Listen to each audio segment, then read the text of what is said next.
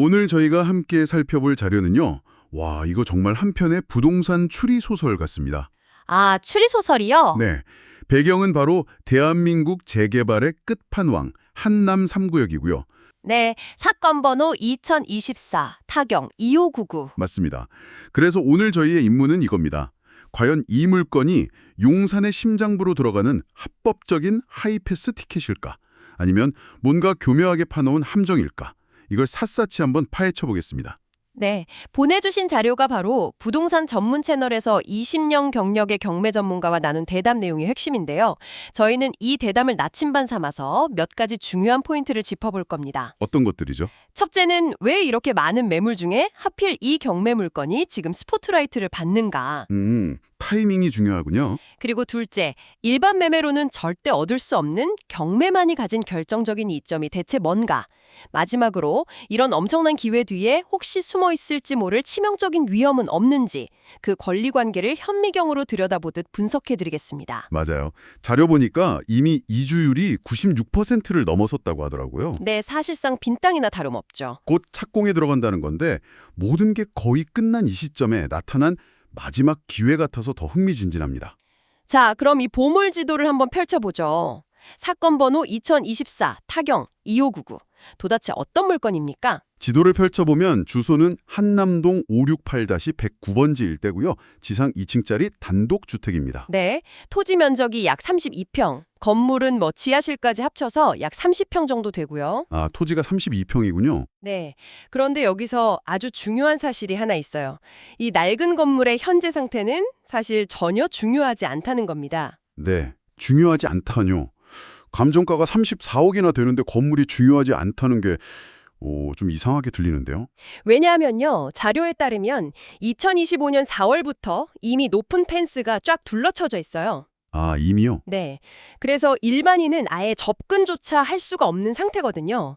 이주가 거의 다 끝나서 텅 빈, 말 그대로 공가 상태인 거죠. 아하. 따라서 이 물건의 가치는 벽돌이나 시멘트가 아니고요.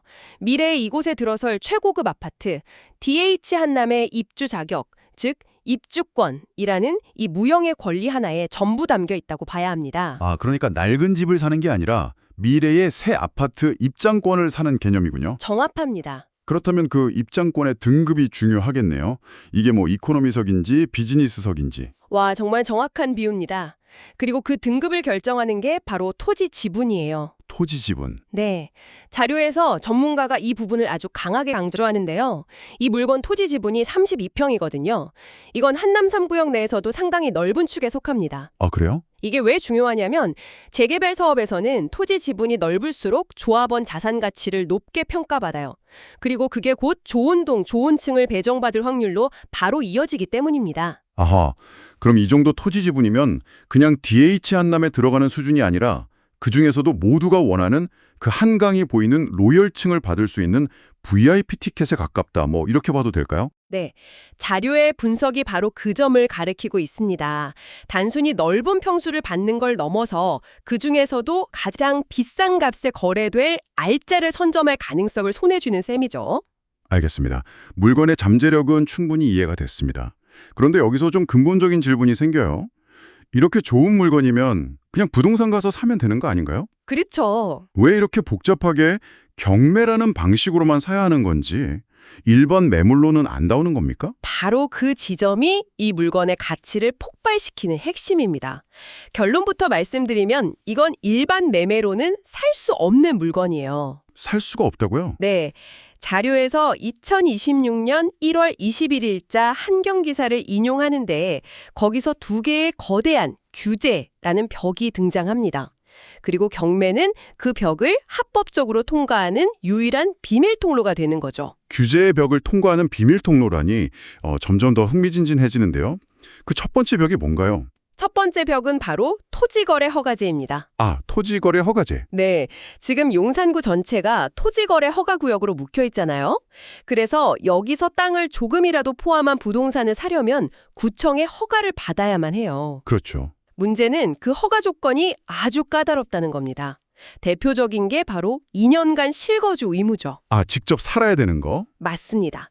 투자 목적으로 사고 싶은데 반드시 직접 들어가 살아야 하니까 뭐 전세를 놓거나 다른 방식으로 자금을 활용하려는 투자자들한테는 이게 치명적인 족쇄가 되는 거예요. 그렇죠. 수십억을 들여서 집을 사는데 내 맘대로 활용도 못하고 2년간 꼼짝없이 묶여 있어야 한다니 보통 부담스러운 게 아니죠. 그런데요, 경매로 낙찰을 받으면 이 모든 과정이 그냥 마법처럼 사라집니다. 아, 그래요? 네, 법원을 통한 매각이기 때문에 토지거래 허가를 받을 필요가 없고요. 당연히 실거주 의무도 없습니다. 즉, 투자자가 가장 싫어하는 족쇄를 풀어주는 열쇠가 바로 경매인 셈입니다. 와, 이건 거의 규제 치트키 수준인데요. 그럼 두 번째 벽은 뭔가요?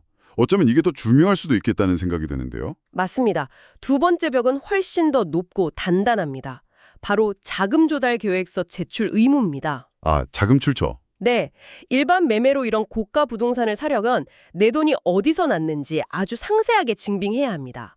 부모님께 받았는지, 사업으로 벌었는지, 대출은 얼마인지 꼼꼼하게 다 밝혀야 하죠. 사실상 제 자금 흐름을 국가에 전부 공개하는 거군요. 그렇죠.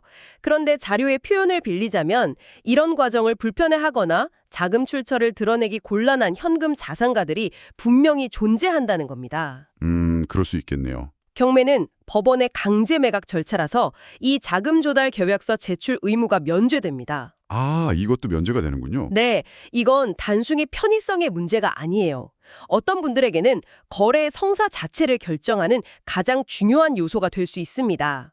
이 물건은 부동산 자체의 가치 위에 합법적 익명성과 규제로부터의 자유라는 가치가 더해진 아주 특별한 상품인 셈이죠. 듣고 보니 정말 엄청난 혜택이네요. 그런데 세상에 공짜 점심은 없다고 하잖아요. 이렇게 좋은 조건들만 있다면 오히려 좀 의심스러운데요. 분명히 뭔가 숨겨진 위험, 일종의 부비 트랩 같은 게 있을 것 같아요. 그렇죠. 자료에 대항력 있는 임차인이 있다고 나오던데 이 단어는 경매 초보자들에게는 거의 공포의 대상이거든요. 네, 그 공포는 아주 합리적입니다. 잘못하면 낙찰받고도 남의 보증금까지 전부 물어줘야 하니까요. 맞아요. 자료를 자세히 보면 오병숙이라는 임차인이 보증금 5천만 원에 거주했던 기록이 나옵니다. 네, 5천만 원. 그리고 이분의 전입일이 등기부상 가장 먼저 설정된 권리, 즉 하나은행의 근저당보다 빨라요. 법적으로 대항력이 인정되는 상황이 맞습니다. 따라서 낙찰자가 이 5천만 원을 인수해야 하는 것도 사실이고요. 그럼 위험한 거 아닌가요? 5천만 원이 작은 돈도 아니고요.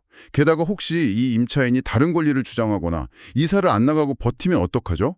일이 복잡해질 수 있잖아요. 아주 좋은 질문입니다. 하지만 자료의 전문가는 여기서 관점을 완전히 바꿔야 한다고 조언해요. 관점을 바꿔라. 네. 첫째, 34억 원에서 시작하는 물건에서 5천만 원은 예측 불가능한 리스크가 아니라 취득세처럼 내가 내야 할 돈을 미리 계산할 수 있는 확정된 비용이라는 겁니다. 아, 리스크가 아니라 비용이다. 그렇죠. 그러니까 입찰가를 쓸 때 내가 생각하는 적정 가격에서 이 5천만 원을 그냥 빼고 쓰면 그만이라는 거죠. 아, 이건 이해가 되네요. 계산 가능한 문제군요. 그리고 더 중요한 두 번째 포인트가 있습니다. 아까 이 집이 이미 펜스가 쳐진 빈집 상태라고 말씀드렸죠. 네네. 임차인이 현재 그곳에 살면서 점유하고 있는 게 아니라는 뜻입니다. 따라서 임차인의 권리는 오로지 보증금 5천만 원을 돌려받을 권리에 한정됩니다. 낙찰자가 돈을 내주면 모든 법적 관계가 깨끗하게 정리되는 거죠. 명도 저항 같은 물리적 리스크는 사실상 제로에 가깝습니다. 그렇군요. 임차인 문제는 해결 가능한 비용 문제다. 알겠습니다. 하지만 진짜 무서운 함정은 따로 있는 것 같아요. 바로 조합원 지위 승계 문제. 아, 맞습니다. 재개발 투자의 가장 큰 악몽인 현금 청산. 즉, 아파트는 못 받고 돈으로만 돌려받는 상황이잖아요. 제가 알기로는 관리처분 계획 인가 이후에는 조합원 지위를 마음대로 사고 팔 수 없다고 들었거든요. 맞습니다. 그것이야말로 이 투자의 성패를 가르는 가장 핵심적인 문제입니다. 그렇죠. 말씀하신 대로 투기 과열지군의 재개발 사업은 관리처분 계획 인가가 나면 그때부터 조합원 지위 양도가 원칙적으로 금지됩니다. 한남 3구역은 당연히 여기에 해당되고요. 네. 만약 이 원칙대로라면 이 경매 물건을 낙찰받는 사람은 조합원 지위를 승계받지 못하고 현금 청산 대상이 되어야 합니다. 수십억을 썼는데 새 아파트는 구경도 못하는 최악의 시나리오죠. 그럼 이 경매는 들어가면 안 되는 거 아닌가요? 여기에 바로 법이 만들어 놓은 예외 조항이라는 또 다른 비밀 통로가 있습니다. 아, 또 비밀 통로가 있군요. 모든 원칙에는 예외가 있기 마련이죠. 도시 및 주거환경정비법 시행령을 보면 이 조합원 지위 양도 금지에도 몇 가지 예외를 허용하는데 그중 하나가 바로 금융기관 등의 채무를 불행하여 경매가 진행되는 경우입니다. 아, 그러니까 빚을 못 갚아서 은행이 경매에 넘긴 물건은 예외적으로 조합원 지위를 넘겨줄 수 있다. 이런 뜻이군요. 정확합니다. 이 경매는 채무자가 빚을 갚지 못해서 채권자인 하나은행이 신청한 강제 매각 절차입니다.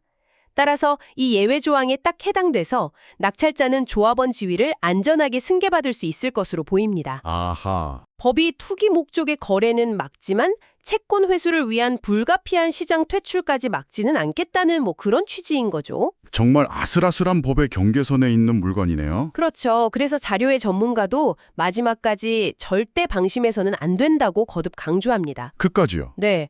이론상으로는 완벽해 보여도 세산의 100%는 없으니까요.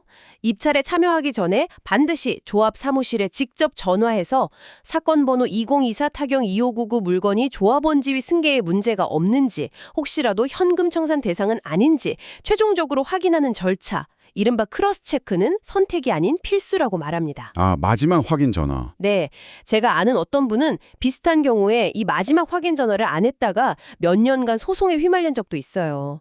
10분짜리 전화 한 통이 수십억의 운명을 가를 수도 있는 겁니다. 알겠습니다. 모든 함정을 다 피했다고 가정하고 이제 가장 중요한 질문을 던져보죠. 그래서 이 보물상자 안에는 과연 뭐가 들어있을까요? 돈이 될까요? 이 물건의 가치평가는 어떻게 나왔나요? 자료에 따르면요, 이 물건의 권리가액이 약 15억 9천만 원으로 평가됐습니다. 권리가액이 15억 9천. 네, 이 권리가액이라는 건 재개발 사업에서 기존에 내가 갖고 있던 부동산의 가치를 평가해준 금액이라고 생각하시면 되는데요. 나중에 조합원 분양가가 정해지면 이 권리가액과 비교해서 돈을 더 낼지 아니면 돌려받을지가 결정됩니다. 보통은 낡은 집을 주고 새 아파트를 받는 거니까 추가 분담금을 내는 경우가 대부분 아닌가요? 맞습니다. 99%는 추가 분담금을 내죠. 그런데 이 물건은 아주 재미있는 점이 있습니다. 자료에 따르면 최초 사업계획상으로는 이 물건의 권리가액이 조합원 분양가보다 오히려 더 높았다는 거예요. 네. 새 아파트 입주권과 함께 1억 4천만 원을 덤으로 받는다는 계산이 나오는데요.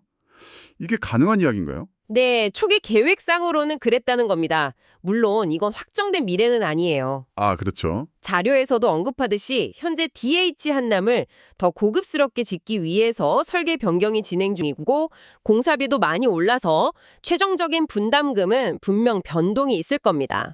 그렇겠죠. 아마 환급이 아니라 소액의 추가 분담금을 내는 쪽으로 바뀔 가능성이 높죠. 하지만 중요한 건 계산의 출발점이 다르다는 겁니다. 남들이 수억 원의 분담금을 걱정할 때 이 물건은 거의 분담금 걱정 없이 출발선에 설 수 있다는 강력한 이점을 가지고 있는 거죠. 그렇군요. 결국 이 투자의 마지막 퍼즐은 얼마에 낙찰받느냐가 되겠네요. 맞습니다. 감정가 34억 원에서 시작하는 이 경매의 최종 낙찰가가 얼마에 결정될 것인가, 그리고 그 가격이 현재 시장에 형성된 한남 3구역 다른 매물들의 프리미엄, 즉 웃돈과 비교했을 때 얼마나 경쟁력이 있는가, 이것이 입찰자가 풀어야 할 마지막 수학 문제입니다. 자, 오늘 긴박하게 진행된 추리 과정을 한번 정리해 보겠습니다. 한남 3구역 2024 타경 2599. 이 물건은 단순히 비싼 부동산 경매가 아니라 토지거래 허가제와 자금 조달 계획서라는 거대한 규제 벽을 합법적으로 뚫고 지나가는 마스터키이자 서울의 핵심 자산을 선점할 수 있는 가장 강력한 하이패스다. 이렇게 요약할 수 있겠습니다. 네. 자료에 따르면 1차 입찰일은 2026년 2월 3일이네요. 네, 이 사례는 여러분께 고가 부동산 시장을 바라보는 매우 중요한 관점을 제시합니다. 때로는 무엇을 사느냐만큼이나 어떻게 사느냐가 훨씬 더 중요할 수 있다는 점이죠. 아, 어떻게 사느냐? 네. 모두에게 적용되는 까다로운 규제 속에서 평범한 매매가 아닌 경매라는 이 특수한 취득 방식이 그 자체로 엄청난 기회가 될 수 있다는 것을 명확하게 보여줍니다. 남들이 모두 닫혔다고 생각한 문을 열어주는 유일한 열쇠가 된 셈입니다. 이 분석을 바탕으로 여러분께서 한번 곱씹어 볼 만한 질문을 던져봅니다. 만약 여러분의 투자 분야가 부동산이 아니더라도 여러분이 속한 산업이나 시장을 꽁꽁 묶고 있는 복잡한 규제나 제도 속에 혹시 이런 예외 조항이라는 숨은 문이 존재하지는 않을까요? 모두가 불가능하다고 말하는 곳에서 그 숨겨진 문을 찾아내는 것 자체가 완전히 새로운 투자 전략이 될 수는 없을까요?